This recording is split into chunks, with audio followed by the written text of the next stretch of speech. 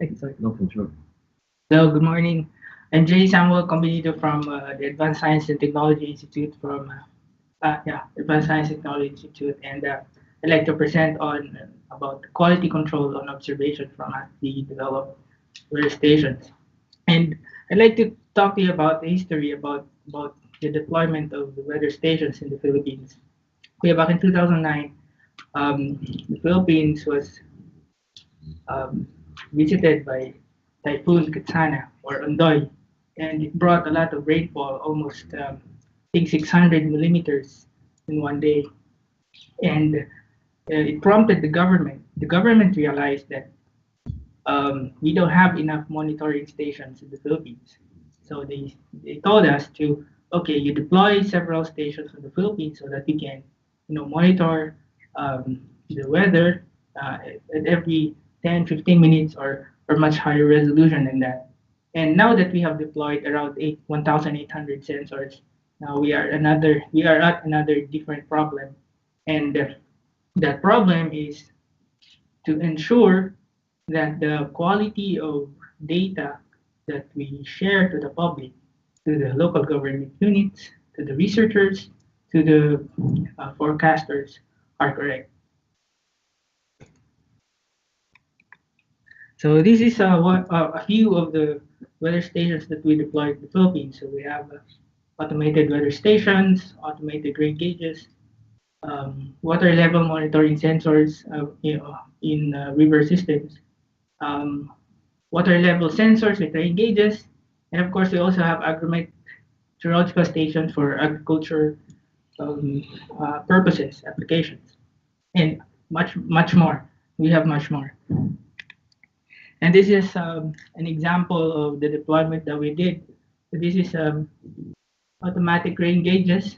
Okay, here's the battery and the data logger, and this is water level monitoring station deployed in one of the rivers. And yeah, I think this is the data logger that ASTI developed for all of this. So, well, this is supposed to be an animation, but what I want to say here is that over the years, since 2011, I think 2010, when we started deploying the weather stations, it has grown to almost 1,800 stations around 2016, and it has reached around 400 million records. And these 400 million records has been useful for researchers in the Philippines and forecasters at the local government unit. So over the years, we have realized that the demand for this data in the Philippines has increased as well, and it has a lot of different uses. For example, in forecasting um, field, they use the ground weather data for flood forecasting, rainfall nowcasting, and even just the simple weather monitoring. And on the local government unit side and the national disaster risk reduction management side, they're doing it for decision making, when to evacuate, when to tell people to to be alert to and other things like that. And on the academic side, okay, they use this ground weather data to uh, perform weather research, and that weather research could be weather modeling, it could be data assimilation, could be validation of satellite images, satellite rainfall estimates, and we have seen that the demand of this has grown quite large. So one of the things that has bothered us that these stations are machines. These stations are equipment, and they are designed to fail eventually.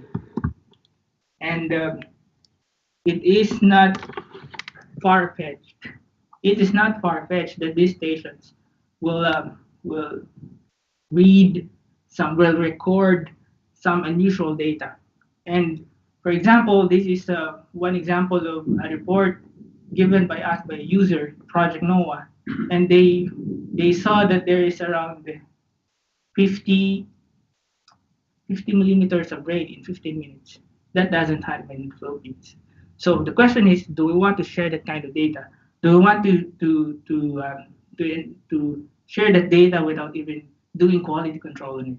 And if you do research on it, if you use it for your research, for your forecasting, it will, the results, the effects will be catastrophic. So that's why we did quality control on the weather observations. So the challenges here is that if you deploy several stations, 1,800 or more, it will be, logically difficult for us, ASTI, to maintain and monitor all stations. So we cannot assign one person per station. So it's very costly. And for for the end user side, okay, the correctness of the measurements matter. Okay, and uh, and the correctness is very important to them.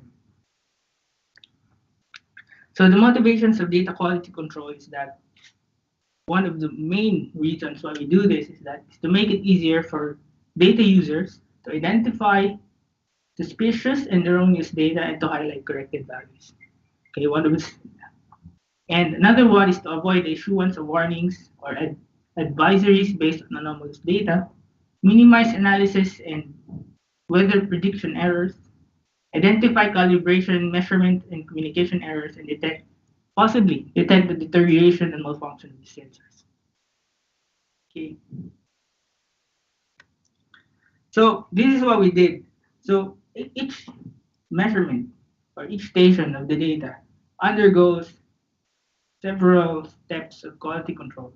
First one is the geolocation check, which just checks if the location, the geo information of the station, latitude, longitude, elevation are correct. Okay, and later on it will be used for the spatial consistency check. The second check is the timestamp check. Okay, if you deploy sensor, you expect that it will give data at this time, it will give data another time. So if that data deviates, if the timestamp deviates large from the expected timestamp, we will flag it. The third one is the range check. So you just want to check if the data fits the range of thresholds, okay, of the data. And the step check, okay, is more of a temporal check. It just says that limits the difference between values between successive measurements. And then the persistence check ensures that the values are not stuck at a single value. And the internal consistency check ensures that the data it measures, for example, temperature, is consistent with the dew point temperature. The rainfall should be consistent with the the humidity measurement. And for example, the wind speed should be consistent with the wind direction measurement, and so on and so forth. And finally, the spatial consistency check or the body check. So what it does is it, it checks if the measurement is consistent with the measurements of stations around its surrounding stations.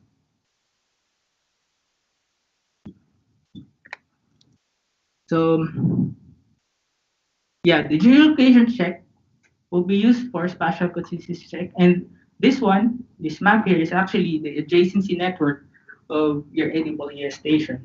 And actually, when I did the the adjacency network of these stations, I realized that we still don't have enough stations deployed in the Philippines.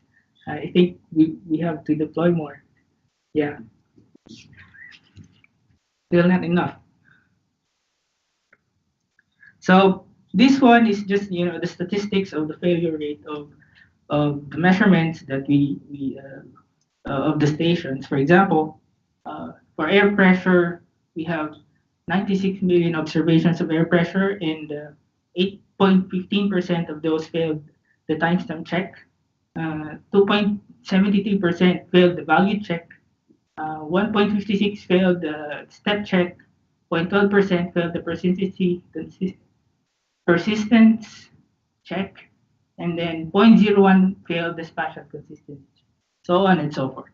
So of course, you can see here that the wind speed at 2 meters, the failure rate is 65.61%. So that's too high. So maybe we're going to try to tune the parameters of the quality control first. Okay. So after quality control, we also did validation whether the quality control checks were actually effective on reducing the error, at least consistent with the other observations. So what we did was use 14 selected stations where we used the ground truth obtained from Pagasa synoptic station measurements from period 2012 to 2015, and we did the validation for rainfall and temperature. So these are the sites, the green ones are the sites of the Pagasa synoptic stations. And we will eventually uh, got this result. Okay, this is the error, and this is the index, which is just the sample that we used. And we can see here that if the bar is closer to zero, means that the error is lower. So when we realized that if we do a quality control check on rainfall observations, you can see that except for these samples, okay, almost all has reduced error. So which is quite good because we realized, okay, that we have much more confidence on the rainfall data that we share to the researchers and the public. And for the whole statistics, we are actually able to obtain a 0.76% decline in RMSE for temperature and 2.32 millimeters per day RMSE for rainfall. So which is quite good. And and what we are trying to do here is that the quality control algorithm is going to be published as well to the public. Okay, the WMO um, um, um, said that all quality control algorithms should be shared to the users, or at least documented fact, because there's no one size fits all way of quality controlling data observations. And this one is to to share what we did, and so that the users are enabled to to to use or understand the quality control that the flags that we are doing. And I'd like to share to you about the data catalog, the computing and archiving research environment data catalog that we developed, where we share this data to the public as well. So yeah, and future work. Okay, so right now we already laid the groundwork for quality control, but needs parameter tuning, and we still need continuous improvement to the algorithm, both in the speed and the algorithm itself. So we also need to do algorithm optimization for this to make the quality control even much more faster. And right now we are embarking on a new project to deploy more sensors, okay, with lightning detectors and use the lightning measurements to effectively predict thunderstorms and rain, typhoon-induced rainfall in the Philippines. So this is with the JICA and SATREPS um, project uh, with principal investigator Takahashi Yukihiro from Japan. So yeah, summary, data quality control is important now for us because we already deployed several of them, and now we want to ensure that the quality is correct, is good. And then correct observation data is crucial to forecasters, researchers, and decision makers. And of course, if you use the data in your models or in whatever application that you do, if you put in garbage, then you get garbage out of it.